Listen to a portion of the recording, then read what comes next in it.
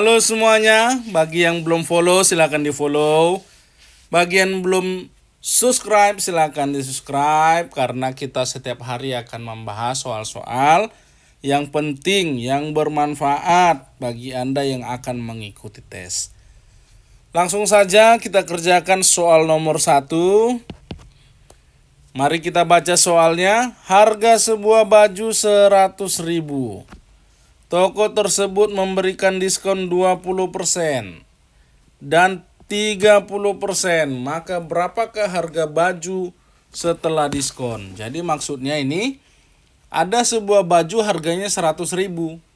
Dia ngasih diskon 20, setelah itu dia ngasih lagi 30, maka berapa yang harusnya kita bayar setelah dia diskon 2 kali? Mari kita hitung. Ini adalah harga bajunya, kita buat 100.000. Ya, 100.000. Lantas ada diskon. Nah, biasanya kan ada diskon gini kan. Ayo ibu-ibu, mari belanja, ini ada diskon 20%. Gitu ya. Maka dari 20% diskon ini yang harus kita bayar adalah 100% dikurang 20%. Maka yang harus kita bayar 80%. 80% dari 100.000 adalah 80.000. Tetapi yang kita bayar bukan hanya 80.000, karena dia juga ada ngasih diskon. Ayo, ada lagi tambahan diskon 30%. Kalau dia ngasih diskon 30%, maka yang harus kita bayar berapa? Yang harus kita bayar 100% dikurang 30%. Maka jawabannya adalah 70%. Nah, 70% dari 80.000 adalah berapa? Ini kalau kita hitung, maka jawabannya 56.000. Jadi jawaban akhirnya adalah 56.000.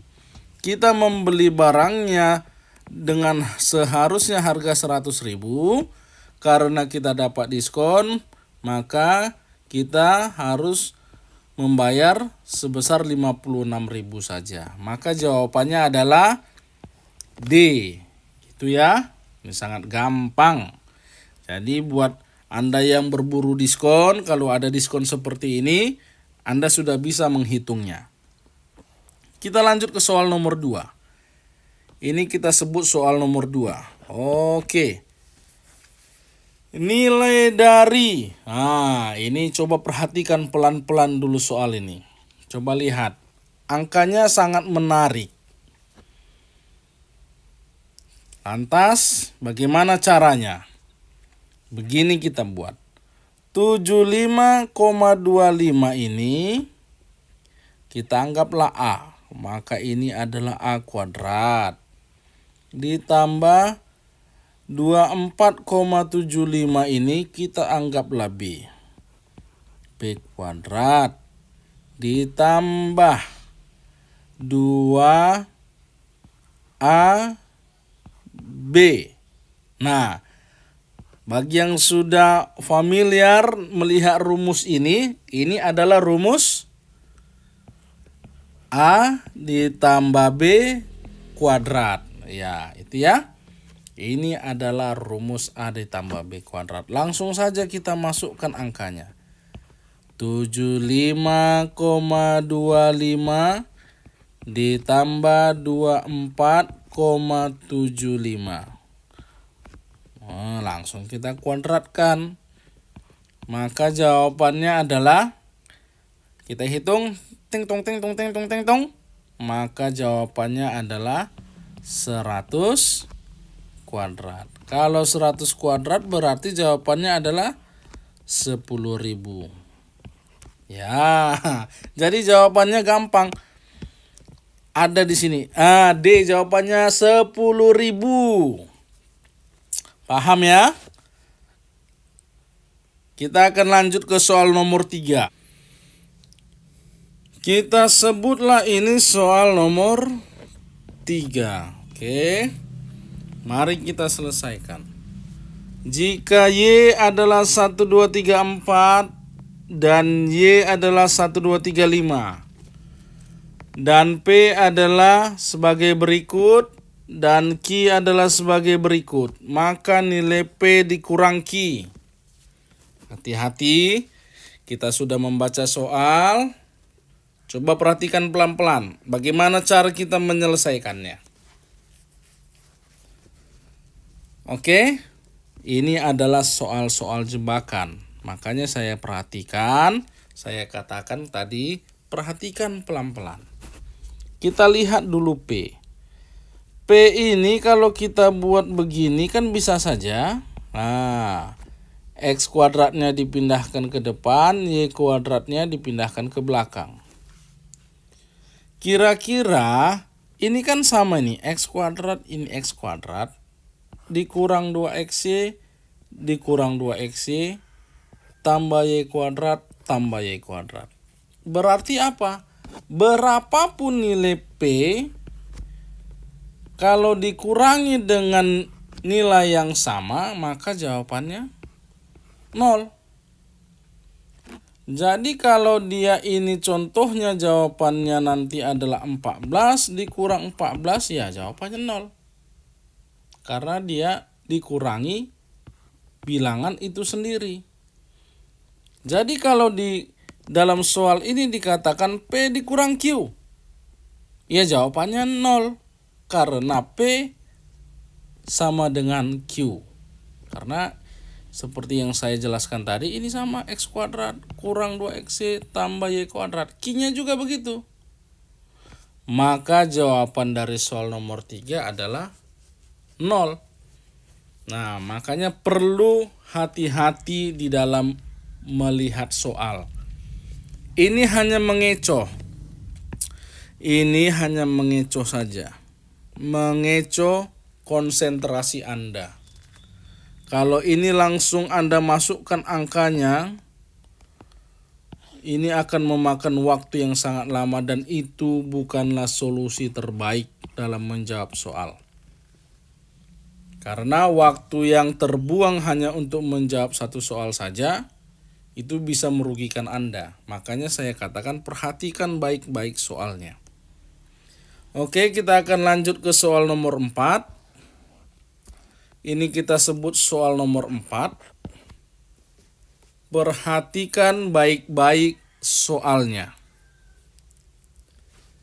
Jika X sama dengan 7, Y sama dengan 6, dan Z adalah sebagai berikut, maka berapakah Z kuadrat?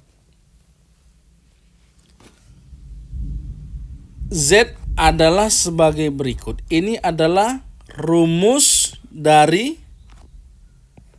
A dikurang B kuadrat. Oke? Paham ya sampai sini ya? Maka Z kuadrat sama dengan A dikurang B kuadrat.